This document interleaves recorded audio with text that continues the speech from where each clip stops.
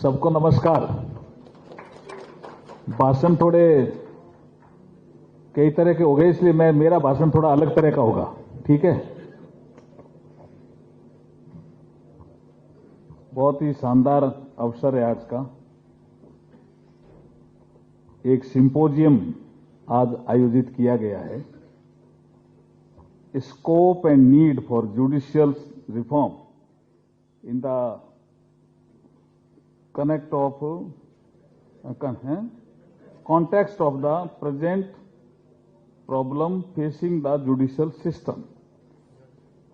शानदार तो एक सब्जेक्ट है और एक व्यक्तित्व है शानदार, जिनकी याद में ये आयोजित किया गया है, पंडित कन्हैयालाल मिश्रा मेमोरियल कमेटी के द्वारा।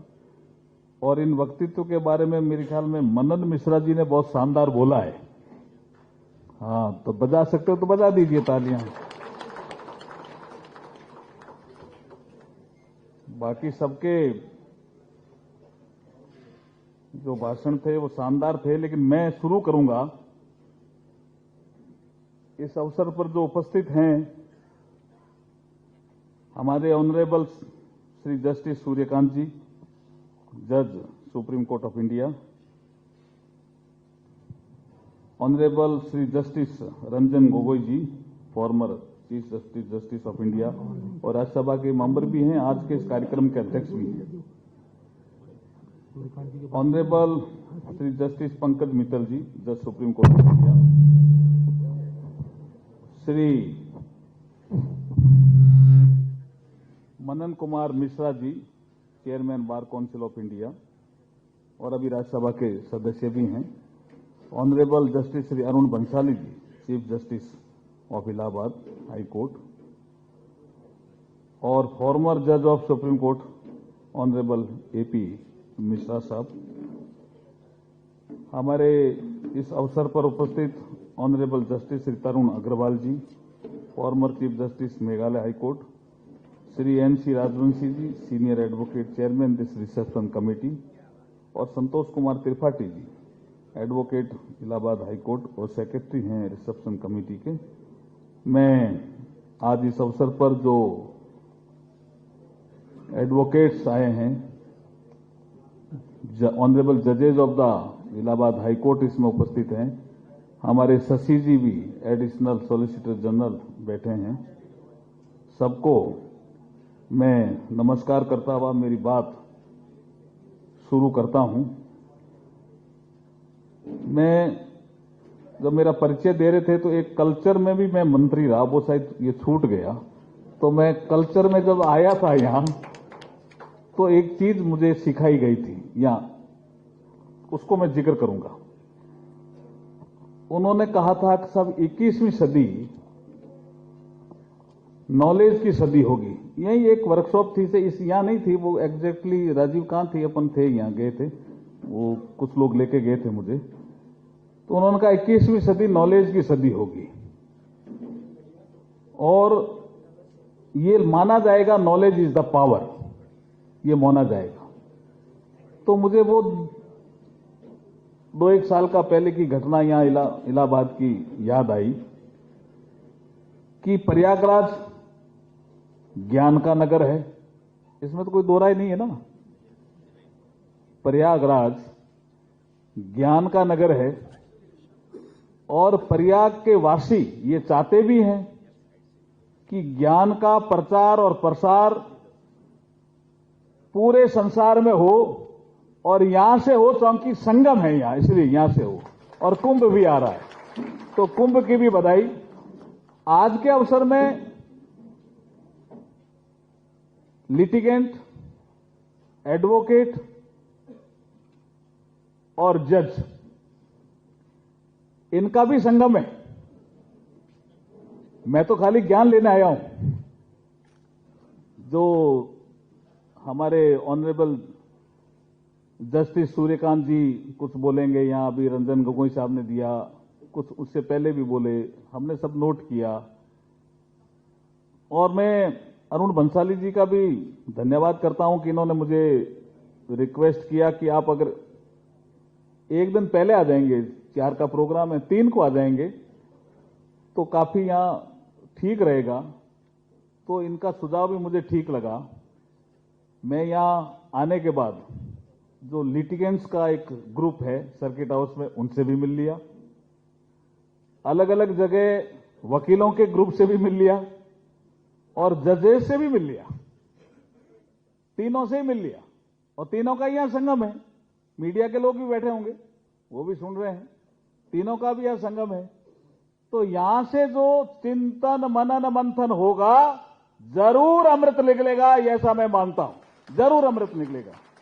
और ये इसलिए निकलेगा क्योंकि जिनके याद में अपन बैठे हैं, पंडित कन्हैयालाल मिश्रा जी की याद में, उनके बारे में मैं क्या कहूं। वैसे तो मनन मिश्रा जी ने कह दिया, लेकिन मैं कवि हृदय हूं, मैं कुछ लिखता भी रहता हूं। तो एक चीज मुझे यहां याद आई बैठे बैठे, तो मैं सोच रहा हूं कि वो मैं कह देता हूं। जिंदगी में बड़ी शिद्दत से निभाओ अपना किरदार, जिंदगी में बड़ी शिद्दत से निभाओ अपना किरदार, कि पर्दा गिरने के बाद भी तालियां बजती रहे। ऐसा ही किरदार था ना तरुण जी, ऐसा ही किरदार था पंडित कन्हैयालाल मिश्रा जी का, क्योंकि ये भी मिश्रा साहब ऐसा ही किरदार था ना।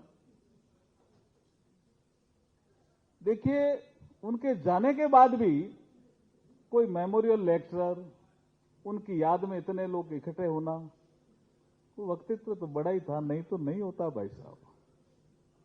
जो आदमी अपने जीवन में जब ऐसा जीता है कि समझ लो कि मृत्यु हो ना मृत्यु से डरो कभी, मरो परंतु यो मरो की याद जो करें सभी, तभी होता, नहीं तो नहीं हो सकता, नहीं तो संभव ही नहीं है। इसलिए मैं आगे बढ़ता हूं।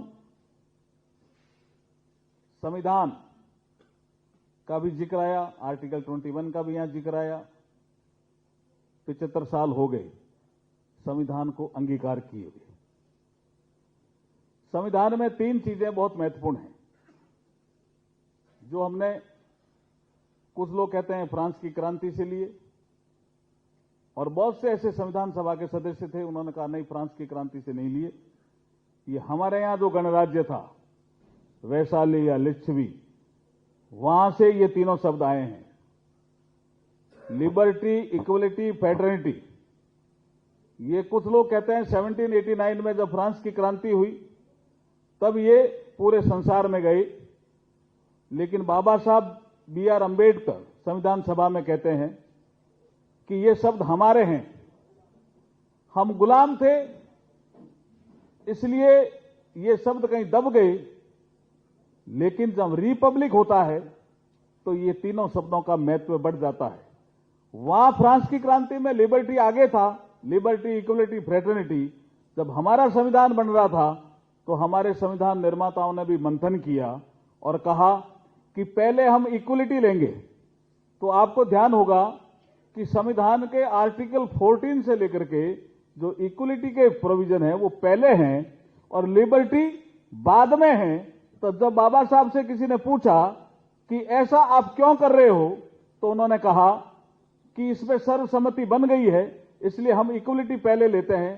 कारण कि अगर समानता रही समाज में तो स्वतंत्रता सुरक्षित रहेगी, और समानता नहीं रही समाज में तो स्वतंत्रता सुरक्षित नहीं रहेगी।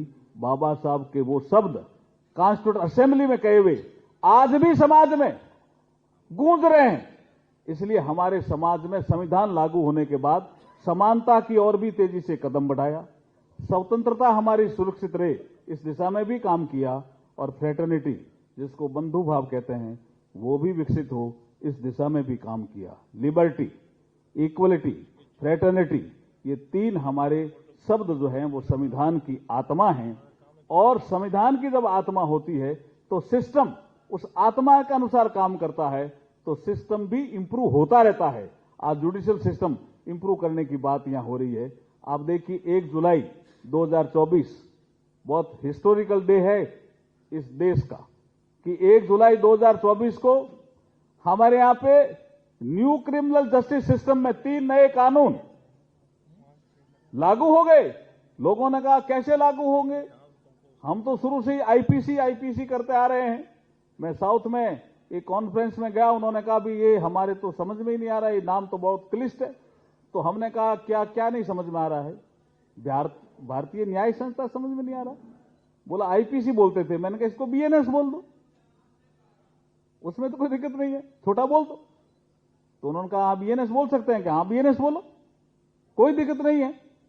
तो आपको शायद जानकारी होगी, और जानकारी है भी, मैं बता दूं कि चंडीगढ़ में ये सारे सिस्टम जो ठीक करने के लिए नरेंद्र मोदी जी ने एक संकल्प लिया, ई प्रिजन प्लेटफॉर्म, ई फॉरेंसिक प्लेटफॉर्म, ई प्रोसिक्यूशन प्लेटफॉर्म, ई कोर्ट, ई साक्ष्य, ई समन ऐप, ये हमारे सीसीटीएनएस के पार्ट हैं, crime and criminal tracking network system. पूरे देश में तीनों नए कानून लागू हो गए, अच्छी तरह से लागू हो गए, कोई दिक्कत नहीं आ रही है।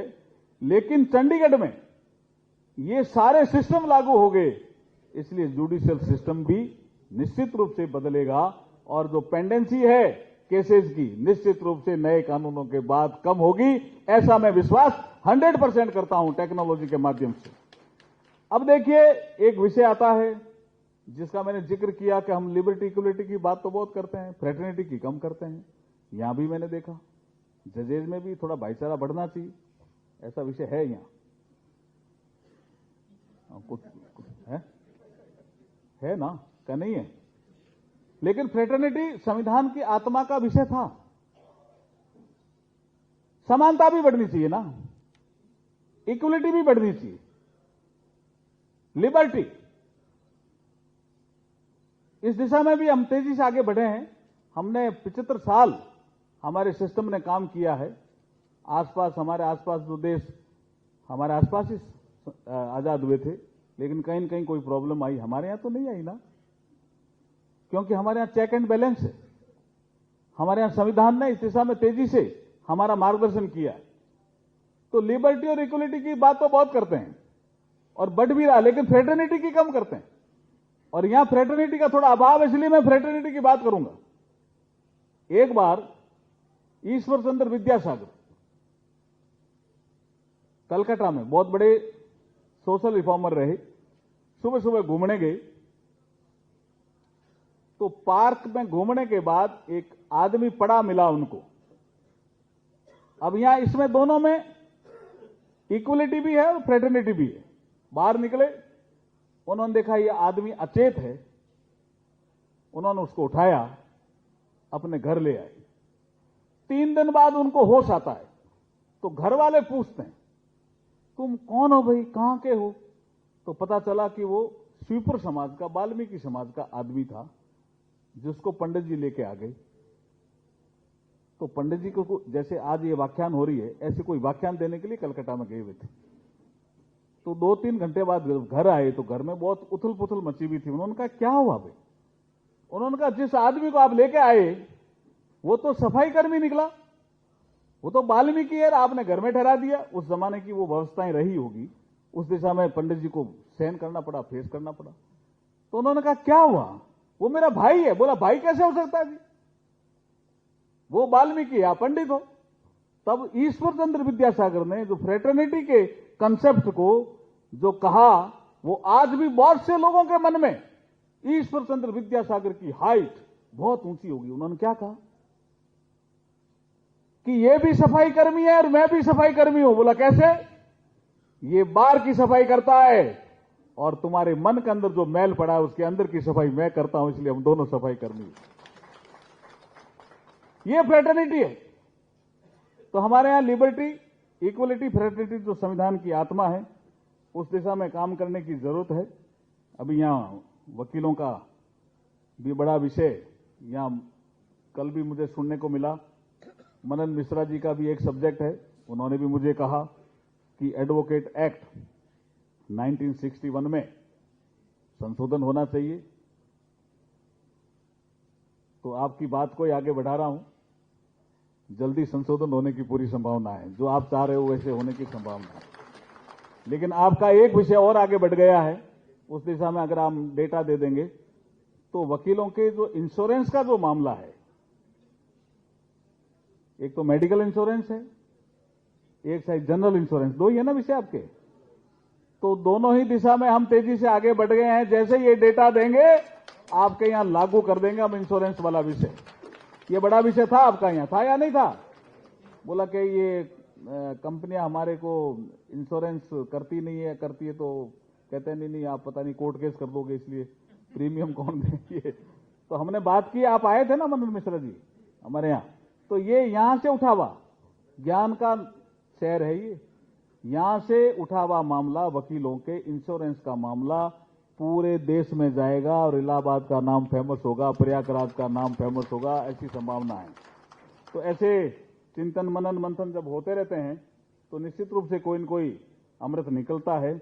और जो राजन गोगोई साहब ने जो विषय रखा है उस विषय में हम निश्चित रूप से चिंतन करेंगे और हो सकता है मैं आपके पास एक बार आ भी जाता हूं। कुछ विषय कोई यहाँ ओपनली नहीं बोलने को होते हैं तो वहां भी कुछ नोट कर लेंगे। और ऑनरेबल जस्टिस सूर्यकांत जी भी बैठे हैं, निश्चित रूप से हम बात करेंगे, क्योंकि अभी जो नरेंद्र मोदी जी का शासन है इस देश में, वो शासन ये चाहता है कि 2047 तक ये देश विकसित भारत बने। और अभी हम रंजन गोगोई साहब और हम बात कर रहे थे कि जुडिशियल सिस्टम में तेजी से सुधार होने पर ही देश विकसित भारत की ओर बढ़ेगा। तो जब मिशन हमने ले लिया कि भारत को विकसित भारत बनाना है, तो जुडिशरी वाला सिस्टम में भी कोई कमी है तो उसको निश्चित रूप से हम दूर करेंगे। और आज ये जो पंडित कन्हैयालाल मिश्रा मेमोरियल कमेटी के द्वारा जो आयोजित कार्यक्रम था उसमें आपने मुझे बुलाया, उसके लिए मैं आपको धन्यवाद और बधाई देता हुआ मेरी वाणी को विराम देता हूं। बहुत बहुत धन्यवाद।